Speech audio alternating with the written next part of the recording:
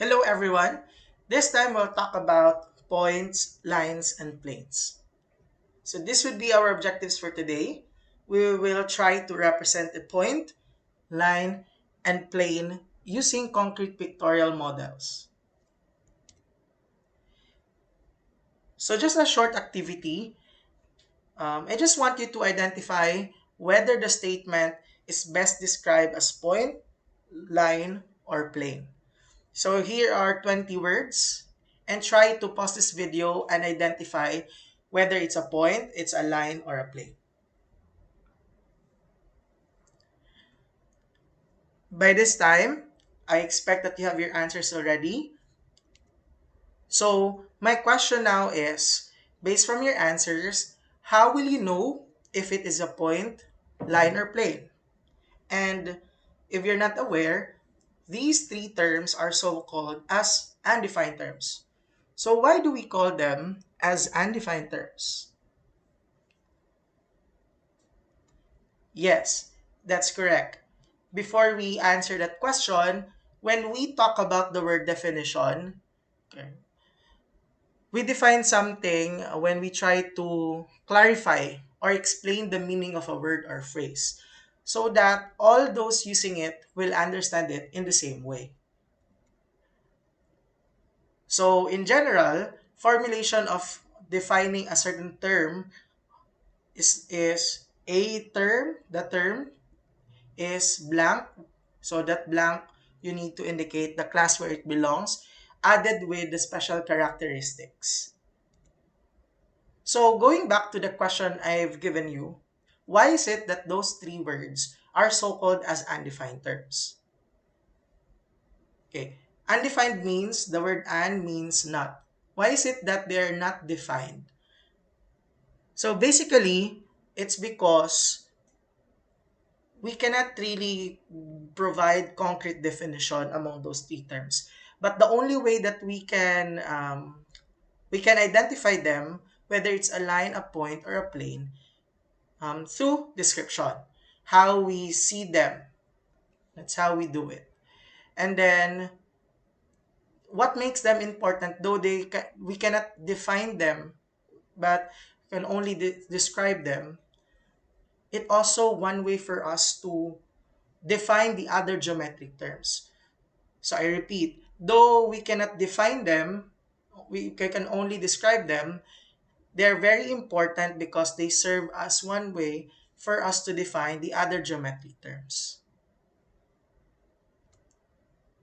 So that's what we will do right now. So we will not define them, but we will just try to describe point, lines, and planes based from our observation.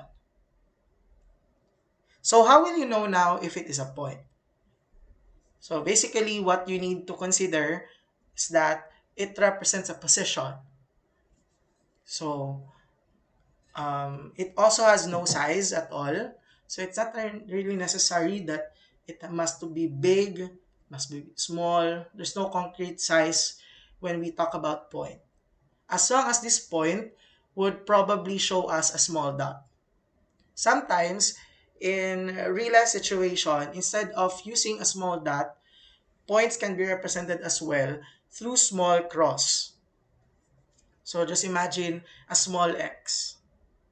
So some examples, concrete models that I presented a while ago that will fit into the description that we have about point would be a tip of a sword, pushpin, bead, cells, location on a map, and thumbtacks. How about line? So we can describe line as set of continuous points that extends indefinitely in either direction. So it has length, but there's no width, no height. So as I said, um, it goes continuously in opposite directions. So if it's going to the left, it will also go to the infinitely to the right. If it goes up, it also goes down. So here are some examples that we can relate from. Okay, based from the activity that we have a while ago. So when two walls meet, that's an example of a line. A thread, center line in a highway, streets, line on a paper, train tracks, wire, and string. So I would like to make an emphasis regarding the center line in a highway. So the center line in a highway, as you can see now in the picture, it's the yellow line here. That's the center line. But we also have other lines that we see in roads. So we have also the edge line. The edge line would probably be on the side part of the road, and then the lane line, the broken line in between the road. Okay, and lastly, we have plane. So we describe a plane as a flat surface. So compared to a line has a length but no width, no height. A plane this time has a length and width. And at the same time, plane are two points that are joined by a straight line lying entirely on the surface. So an example based from our activity a while ago, we have a sheet of paper, computer monitor, the universe itself, whiteboard, note card, and outer space. So a plane now, why is it that a computer monitor is an example of a plane? So basically, um, a computer monitor is an example of a plane because as you can see, if there is a certain picture on the screen, you cannot really touch it. It's because it's just two-dimensional, in which it has a length and a width, but there's no height. So it's expected that you really cannot touch whatever you see on a computer monitor because it's just a flat surface. So aside from describing them, there's also one way for us to really draw them or present an illustration. And at the same time, there's also one way for us to name one undefined term to another. So, well, let's start with a point. A graphical representation of a point is usually a dot, but there's no definite size of a point. As long as it's a dot, then that's it. Okay, how do we name points? So, we simply use capital letter. We usually put them beside the point. So just like this one, there's an A beside the dot. So we call it as point A or we can use the abbreviation PT for the word point. So I repeat, the best way to describe a point, it indicates a position or a location. And it has no dimension. There's no definite size about a point. How about a line? Line, it is composed of points. So it's not possible to come up with a line without considering continuous number of points. So just like what you saw, okay, you saw a while ago. I will show it again. There are a lot of points and when we try to connect them, you'll be able to come up with a line. Because it's expected that it extends indefinitely in two opposite directions.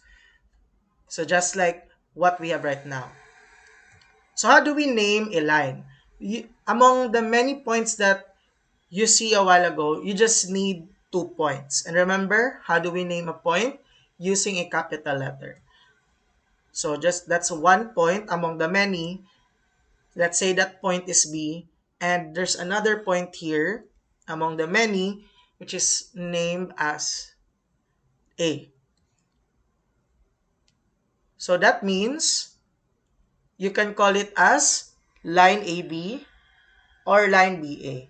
So you can write the word line beside AB, or instead of writing the word line, we can use a miniature line on top of our name, AB. So just like what you see right now, there's a miniature line on above AB. So not necessarily that A comes first in terms of line. B, it's okay to write B first and then A afterwards.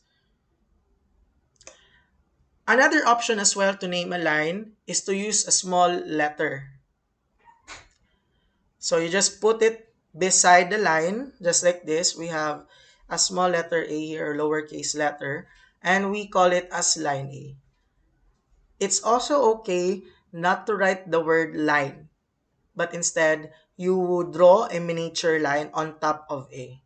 So you can do that. How about a plane? A plane looks like this one.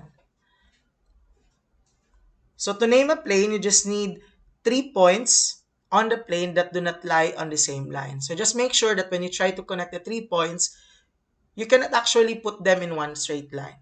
Then that can be a name of a plane.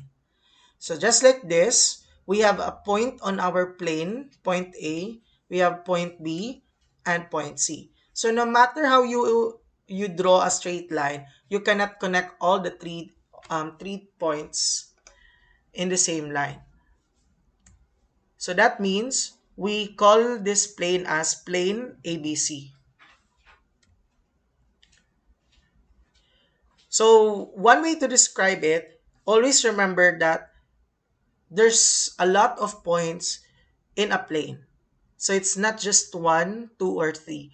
There's infinitely many points here inside our plane, or even in on the boundary of our plane. There are points there. So that's why it extends infinitely in all direction, because all everything that you see inside, that can be a point in a plane. But always remember that it's just a flat surface, no height. And it doesn't have thickness as well. We have a length and width, but no height.